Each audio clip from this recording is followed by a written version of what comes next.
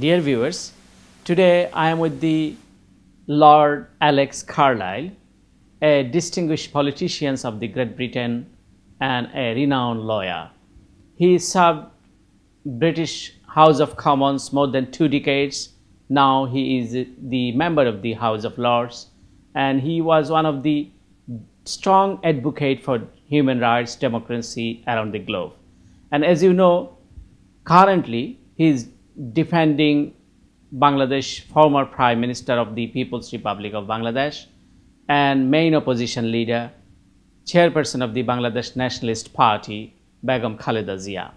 Today we will discuss about the recent incidents, what he faced in New Delhi when he was trying to enter New Delhi for a news conference, as he is defending Begum Khaleda Zia to describe the case status and what's going on and how the Bangladesh government treating Begum Khaleda Zia's case is a political motivated case, as we all know. But because why he is in New Delhi, I'll definitely ask this question, but the short answer is Bangladesh government did not issue his visa to visit Bangladesh or to defend Begum Khaleda Zia. That's why he think he will go to big neighboring country and the big democratic country as well, India, to describe the media, what's going on in Bangladesh and how he can contribute for the ensuring rule of law, particularly on Begum Khaleda Zia's case, how he is observing the situation. Just he tried to describe these things to the Indian journalist and because as we know, the New Delhi based, the all South Asian journalists, all the news outlet based in New Delhi, most probably he thought, we'll discuss definitely with him why he is going there. Let's talk with the Honorable Lord Alex Carlile. Hello, Mr. Carlile. How are you today? Fine, thank you. Nice to see you. Thank you very much. I can go to directly on 11th July, and you have faced a horrible situation in the New Delhi airport. What happened on that day? I went to Delhi on the 11th of July with a business visa, which I had applied for in the normal way and filled in every question correctly. I went there as a lawyer, which is the way I was described on the visa application and on the visa, and indeed the Ministry of External Affairs spokesman on the following day referred to me as a lawyer. I had gone for a press briefing on the Bangladesh case of Begum Khaleda Zia. I am part of her defence team. I was doing this in Delhi because there is a large cohort of expert South Asia journalists in Delhi. I would have done it in Dhaka, but I have not been given a visa to Dhaka. I've not been refused a visa to Bangladesh, nor have I been granted one. I notified the British High Commission as well of the fact that I was travelling there. I had another meeting which is not related to the case as well. I left London on the morning of the 11th of July by Air India. There's no internet on the aircraft. When the plane landed, about 10:15 Delhi time in the evening, I put on my phone to discover many messages saying that my visa had been revoked following pressure by the government of Bangladesh on the government of India. I was greeted, if that's the right word, by a group of officials in Delhi airport. I told them I had received a message that told me that I would not be welcome in India. I was very insulted by this, but nevertheless that was the situation.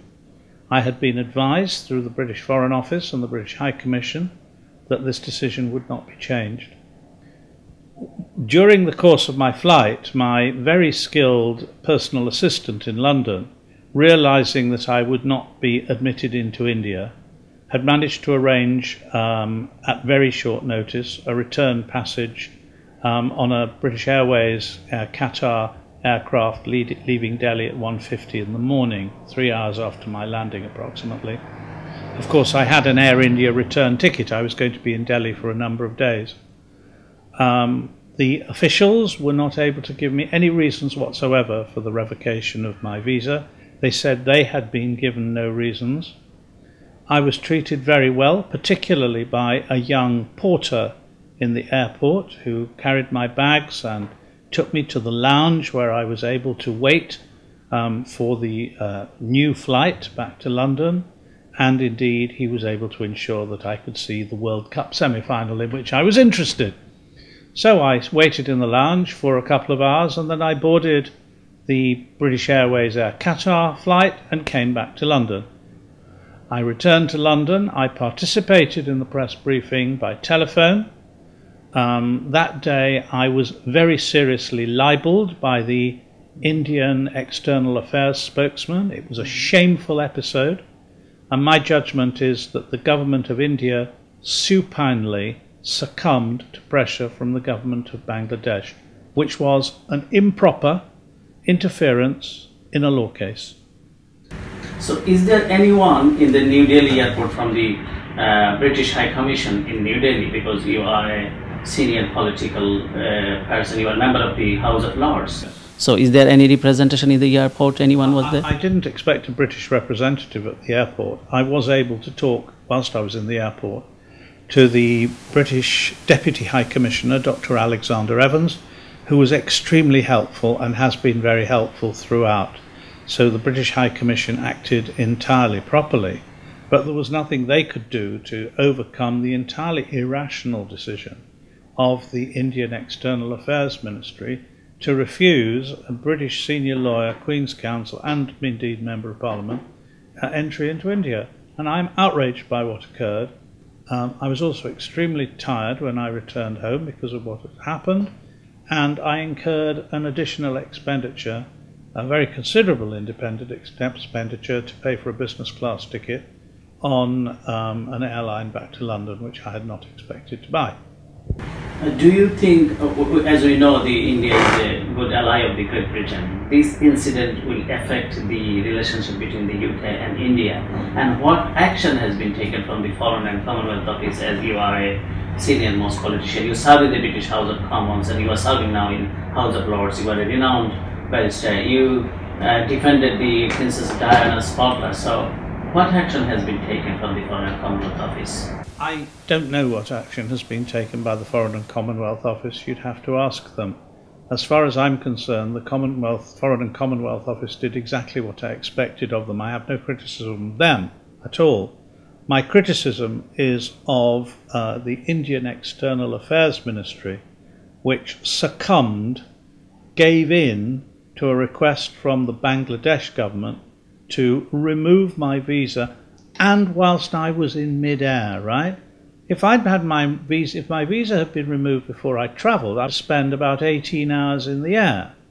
I believe it was a most unfair way to act. It was completely unprincipled. It has disappointed me in India. A lot of parliamentarians whom I know, who now know about this, are very disappointed in the action of India. And I have been insulted and defamed, and my reputation in the UK has been affected by the fact that I was deported from what we regard as a civilised, democratic and friendly state. I'm afraid this was the behaviour we do not expect of any democratic state, and let me tell you why. One way of judging a state is how it behaves towards lawyers who defend in difficult cases. Well, in Bangladesh, the government arrests them occasionally.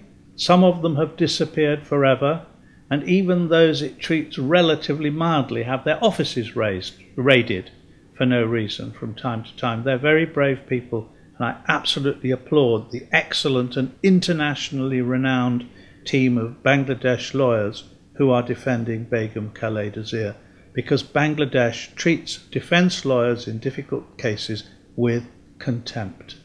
India has now done the same, and that is a real disappointment to those of us like myself, 33, 34 years in Parliament, who have a great respect, historically at least, for the Indian government. I've written to the Indian High Commissioner in London. I'm expecting an apology. I'm expecting recompense of the expenses, the extra expenses which I had to pay out of my own pocket because I was excluded from India, and I would hope that the Indian government will now invite me to return to India to carry out the meeting that I intended to carry out. I hope so. And the most appalling thing is that the very urbane and apparently charming Indian External Affairs Ministry spokesman in his weekly press conference chose to tell two very serious lies about me. Okay. As we know, UK is one of the largest development partner of Bangladesh. They are contributing in our economy, and the UK is a strong supporter of, strong patron of democracy and human rights. And personally, you are working for the uphold the rule of law and democracy around the globe. So why not Bangladesh government is allowing to enter in Bangladesh, and why the British government is not entertaining these issues very widely or very seriously? The British government has made strong representations to Bangladesh about its now appalling human rights record. Bangladesh has the worst record in the whole of the Commonwealth for the detention of people who have not been convicted. It has the highest percentage of unconvicted people in custody of any of the 53 countries in the Commonwealth, and I believe that is absolutely shocking. Amnesty International, a most reputable NGO, has produced a report condemning Bangladesh for its human rights breaches, and that was a very recent report. The government of Bangladesh just doesn't care. I was criticised by the Bangladesh government for becoming involved in the case at all. As a lawyer, what business is it of theirs? My complaint is that the Bangladesh government is bringing political interference into an ordinary law case. When the Attorney General of Bangladesh calls in the acting Indian High Commissioner in Dhaka to tell him that I shouldn't be allowed into India, that is absolute proof of my complaint that the Bangladesh government is interfering for political reasons in court cases. Also, as it happens, because I believe I'm a conscientious lawyer, I have read the material in the case in which Begum Khaleda Zia was convicted and sentenced to 5 years imprisonment, the so-called orphanage fraud. It's a baseless. Yeah, there is no evidence against her. There is zero evidence against her. Indeed, as is normal in fraud cases, because I've done a great number of fraud cases, I suggested to our team that we called in a forensic accountant, an accountant who looks at accusations of fraud made against people and provides objective expert advice on them, on the case. We brought in a forensic accountant. He's told us that there is nothing to look at.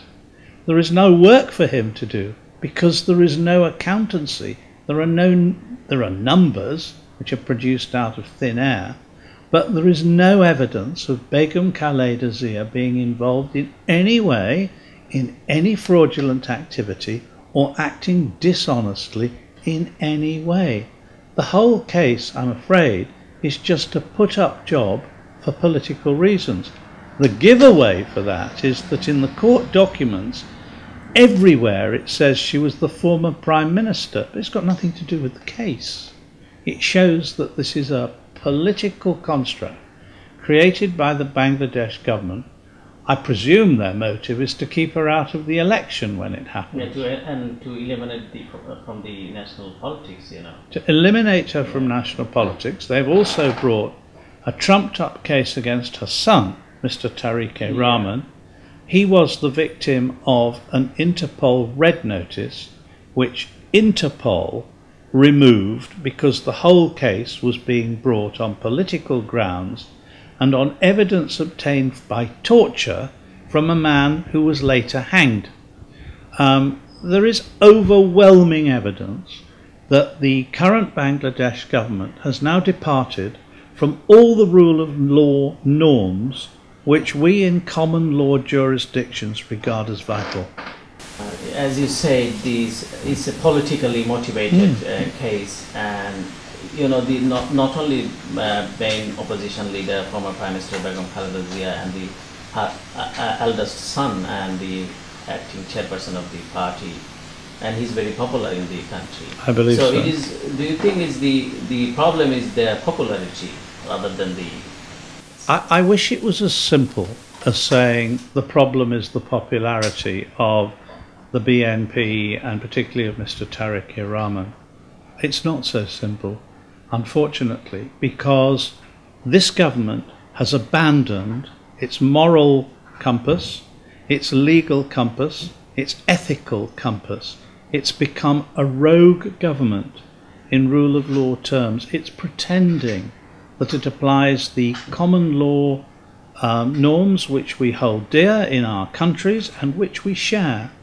But actually it's bringing shame on the common law because of its outrageous behaviour in these cases. So, as you know, the next election is approaching. Yes. And we seen that last 2015 there was a one-sided poll and yes. non-participatory election, and the whole world, the critic says, the BNP boycotted the election, and I think my observation is, I think you most probably will agree with me. The last election was not boycotted by the only main opposition BNP. Is the boycotted by the whole world. The UN in the US, UK, they stopped to sending the observer to for this election. Yeah. It was an unfair election by definition. I mean, I don't want to get involved in the politics of this. I'm in this as a lawyer with a client. Yeah. But I'm bound to say, as an experienced politician and political observer, that the notion that the next election will be any more compliant than the last in terms of international electoral acceptability is laughable. If Bangladesh wishes to develop its economy in the way in which I believe it can be developed, my view is that Bangladesh should have a tiger economy by now, comparable with the most successful parts of the Indian economy, then they're going to have to accept that they have to behave like countries with a tiger economy in political terms.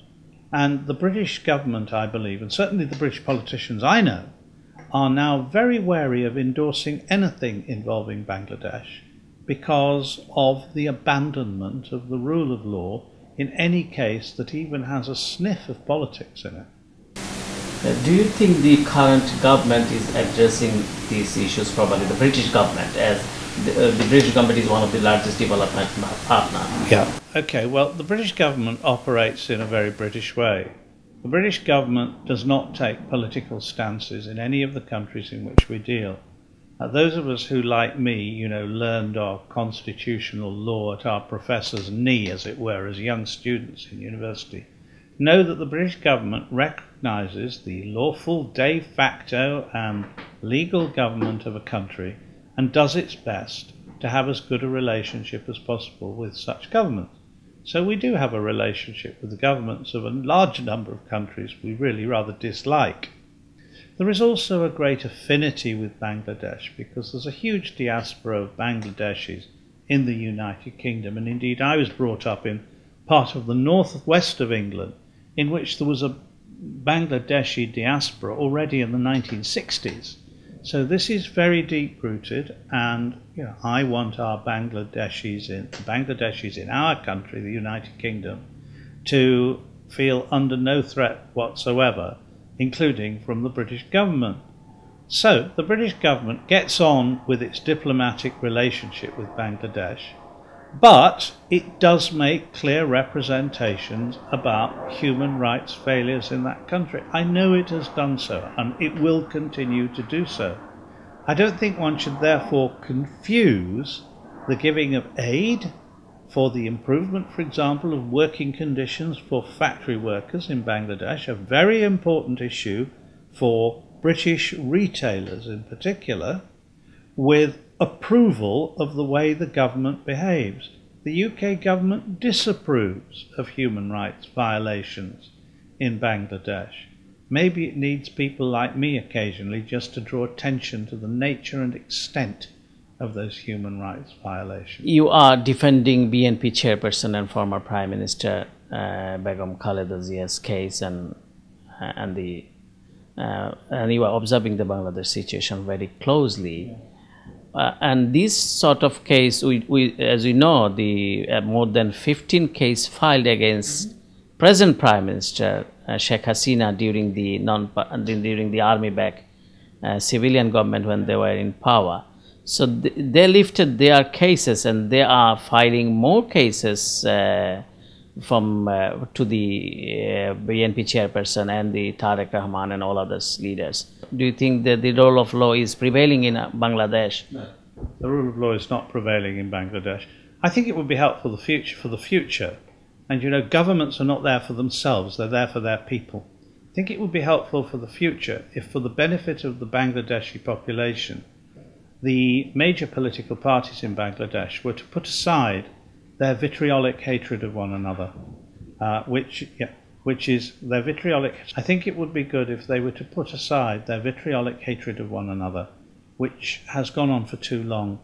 The people of Bangladesh deserve better government than they receive. So thank you very much, Lord Carlyle, for your